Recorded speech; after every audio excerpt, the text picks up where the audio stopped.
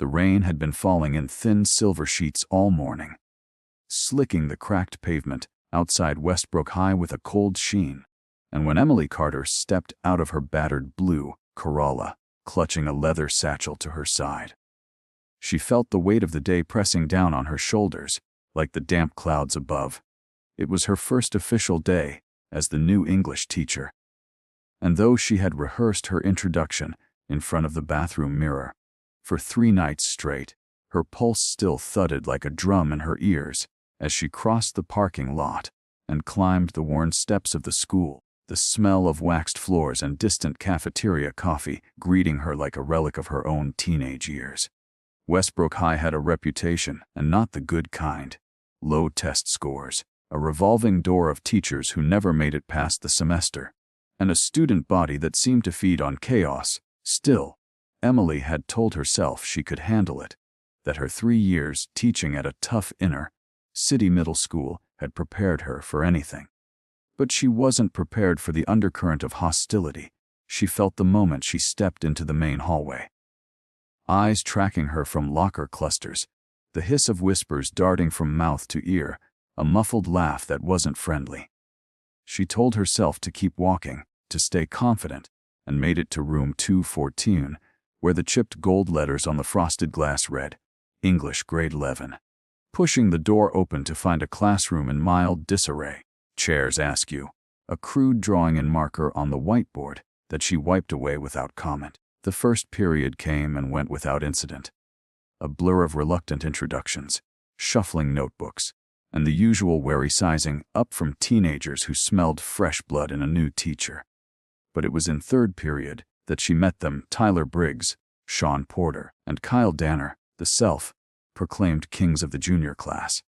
They sauntered in late, Tyler leading with the kind of lazy smirk that suggested rules were for other people, Sean cracking a joke about Emily's teacher voice before even sitting down, Kyle leaning back so far in his chair it creaked ominously.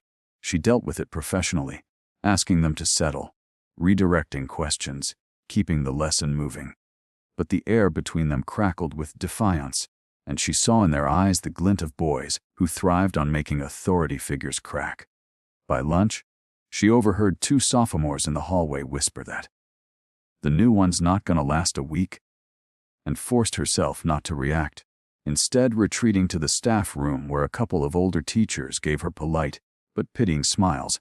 One of them, a wiry history teacher named Mr. Graves, muttered, "Watch your back after last period," which made her pause mid-sip of coffee. The warning proved prescient. 7th period began like any other, but midway through an exercise on analyzing themes in short fiction. Tyler raised his hand only to ask if she'd ever been in a fight, smirking when she ignored the bait, Sean muttering something crude under his breath that made a few students snicker.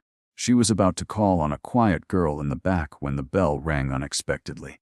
Not the end of class bell, but the fire alarm, shrill and blaring. The students moved with an almost rehearsed energy, grabbing their things, some laughing, and before she could process, Kyle was behind her, his voice a low taunt, "Bet you can't keep up."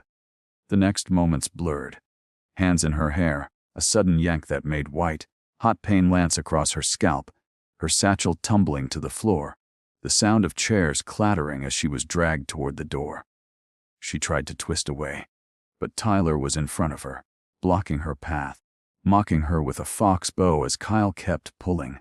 Students lined the hallway, some with phones out, recording, others looking away as if afraid to get involved.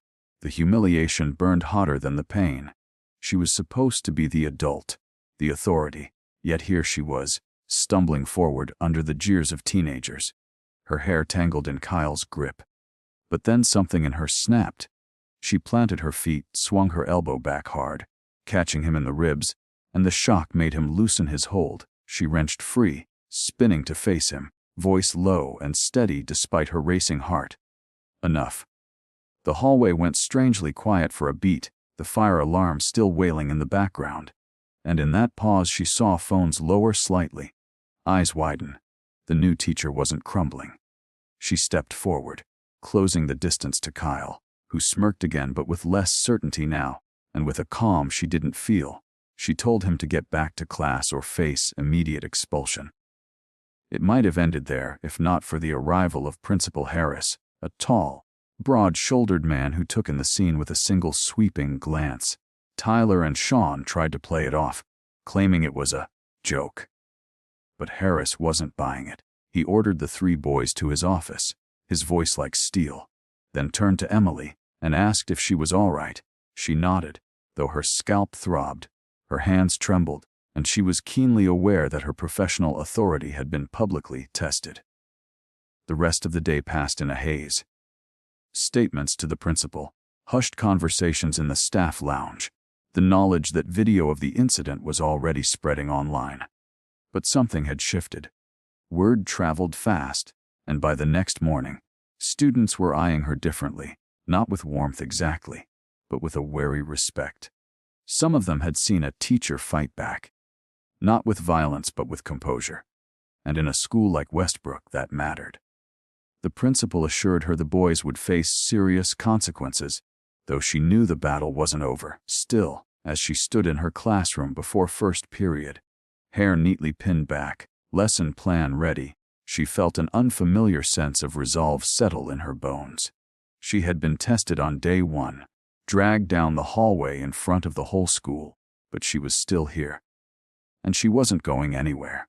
And in the weeks to come, what began as an act of cruelty by a few would spark a chain of events that no one, least of all Emily, could have predicted, reshaping the school's culture and revealing truths about the students, the staff, and even herself that would change everything.